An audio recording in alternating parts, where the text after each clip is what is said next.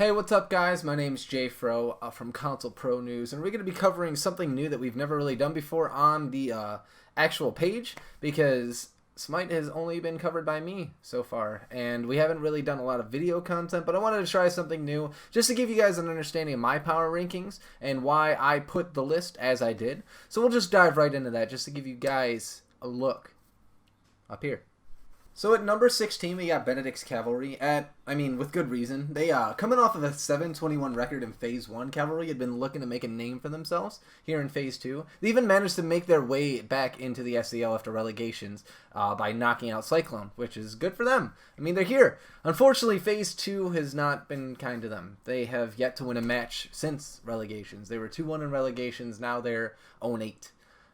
They did drop their mid, Lunardic, for I'm Caney and Sergeant Crow waiting in the wings.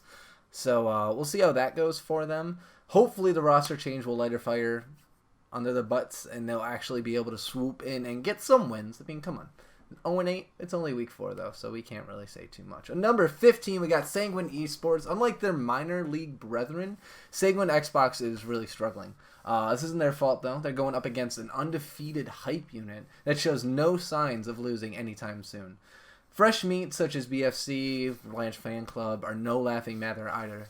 So they're kind of struggling a little bit. We'll see how it goes for them. But number 14, we got Team Jellyfish. If you're looking for any team in more of a slump, look no further than Jellyfish.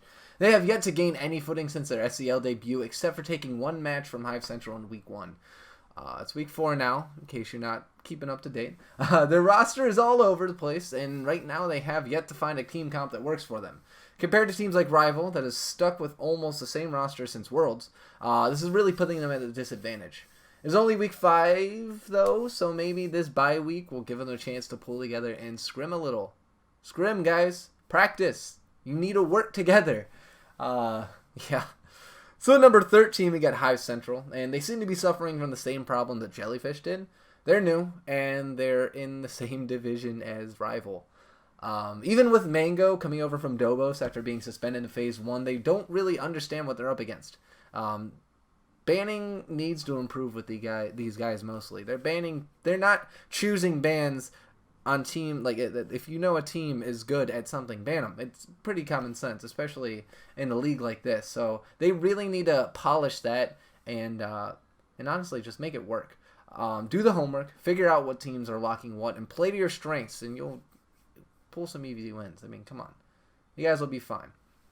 MV3 rounded out at number 12. They're pulling out of relegations better than most. Unfortunately, they were in relegations because they're the bottom 2 with VGS, but so far they haven't had a chance to stand out. Considering they only kept their mid laner, considering they only kept their mid laner Kureneko around for about a month. Not too sure what happened there, but Rayo mid seems to be a good replacement. We'll see how he does later in the season, but right now they're struggling a little bit. But they have VGS Gods to look after, which VGS Gods are a number 11 for me. They started super strong in Phase 2, and unfortunately recently they've been slipping. That or the other teams in PS4 EU are getting their shit together. Honestly, the sweep from OCGB last week is a sign of that. And as well as like Ariel Rise. Now that they've kind of got it locked down, although they kind of had it locked down, but we'll get into that. But yeah, they had a very tough time early game in Game 2 against OCGB and just couldn't really recover. A lot of it comes from their laning phase. Vixuri was the only one to keep it together early game, but even he couldn't really carry the team. You can only do so much with the Jormungandr. They do have a chance to make it to LAN if they start working on their laning. They'll be fine. I mean, they have an okay roster. And everyone else is just flip-flopping all over in PS4 EU, so maybe they can just swoop in and take that chance. So number 7, number 10, we got Fatal Ambition, and from the ashes of relegations, Fatal has risen to tie their record with Blanche. Blanche Fan Club and Fatal are tied right now. Fatal took a pretty hard hit in Week 4 against Hype Unit, which to their credit isn't new for most everyone in their division because everyone's losing the Hype Unit, so it's not necessarily their fault. They're only one game behind Blanche at the moment, though. So next week will really give us an idea of who can take down Hype Unit. But Blanche Fan Club, right now, sitting at number 9 for me. Blanche, right now, is tied with them, of course, like I said, but the last time they squared up, Fatal swept them. It's going to be a problem for them moving forward. So let's hope they can carry that Heat momentum from Phase 1. Because Heat, they're pretty good in Phase 1. And this is almost the same roster. Make it happen. Ariel Rise is going to round it out at number 8. Like Out Cold Gaming Blue, Ariel has really found their stride in these last 2 weeks. However, Kinder Warrior and Dragon King Jaiga are now heading over to Out Cold Gaming Blue, leaving Ali and Pulsa to take their place on mid and support, respectively. It's kind of worrisome because Ariel Rise had something there. I don't know what happened. I haven't talked to anyone on that team. There seems to be a lot of drama in PS4EU right now. But right now, Kinder, Dragon King, gone. They moved over to Out Cold Gaming Blue. So right now, it's kind of up in the air. We'll see. We'll see. Dobo's Disciples is running in at number 7. And honestly, they're the only team in Xbox EU that has a chance of taking down Rival. Sure, they had their fair share of issues in Phase 1. We won't get into that right now, but that has not deterred them from doing exceptionally well. Right now, they're only 1 game away from taking a top spot away from Rival. Their match in Week 5 is something you will not want to miss. It's them, Rival. Whoever takes it takes the top spot in Xbox EU, and it's going to be incredible. I'm excited to see it. How Cold Gaming Blue is rounding out at number 6. The boys at Out Cold have hit their stride in the last 2 weeks, and as it were, their jungler came back. But honestly, that doesn't come without some upsets. As Arya Cruz left, Synordis left, Mr. Sax left. They're gone, and they don't have any teams that they're going to. They're just gone because of, as I mentioned before, drama in Xbox or PS4 EU that I don't really understand. But either way, this is like an entirely new Out Cold Gaming Blue. I mean, there's 3 people, 3 original members, so Fatality, it'll be fine. It worries me. I don't even know. I have no idea what they're going to be doing in Week 5, so we'll just have to keep an eye out, I guess. Yeah, rounding out at number 5 for PS4 and A is E-Boys Gone Wild, and these boys have been going crazy in PS4 and A, and the numbers have proven it. Spartan has brought together some incredible guys after his departure from Cyclone and Big Money in Phase 1. They, along with Nemesis and Big Money, are making PS4 NA one of the most competitive divisions so far in Phase 2. Xbox EU has 2 guys that are doing it. Right now, PS4 NA, 3 teams are really just like taking it. They're just destroying right now, and it's really something you guys need to check out if you haven't already.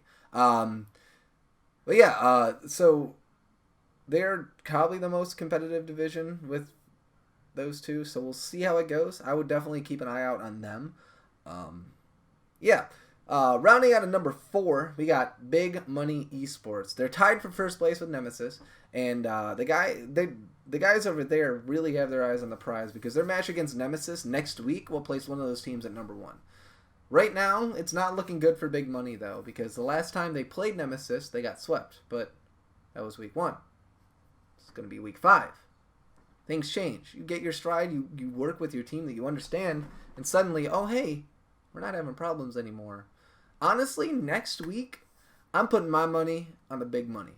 I want to see Big Money take the top spot in PS4 NA, but we'll see. Again, we'll see. Nemesis is rounding out at number 3 for me. Nemesis has proven time and time again that they're not a force to be reckoned with. Last phase, they were number 1. I mean, they're a crazy team. We won't talk about MSI.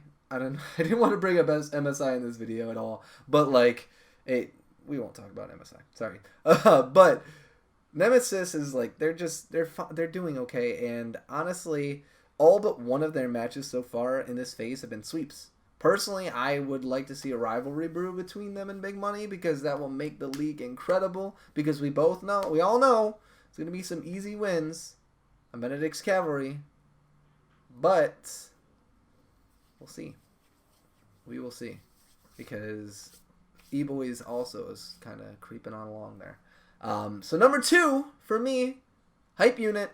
Hype Unit is wow.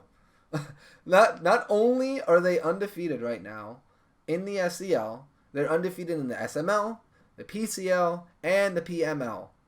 It's these guys are nuts. This is an organization you do.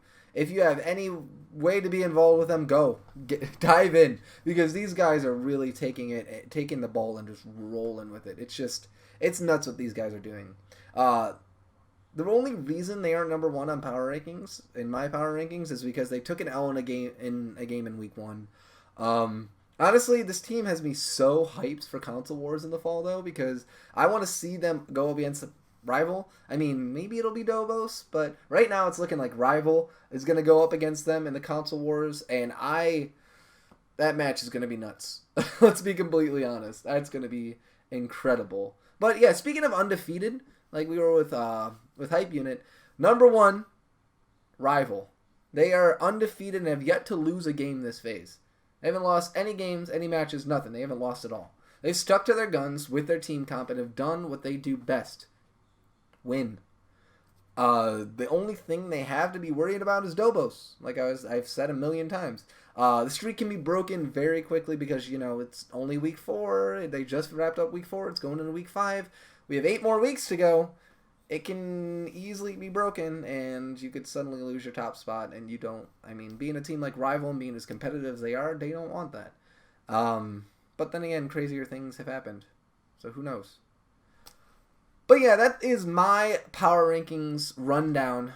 I hope you guys had a good time watching through the videos. It's my first time doing something like this, and I want to do more of it, but this took a lot of time, and I'm gonna be. I'll probably do a lot more with it later on. But right now, don't expect any, maybe next week, but we will try and do these pretty regularly. If you don't already, make sure you check the website, consolecorner.co, because we are constantly updating the Smite content every day. Anytime we have the SPL updated, all of it's updated, the standings, the power rankings. So if you want to see who I think's doing the best later on for next week, just stop by the website and you'll get an idea of my mindset. So yeah, that's really it. Give me a follow over at JFroLuntard. Got it right up there on Twitter. And yeah, thank you guys for watching.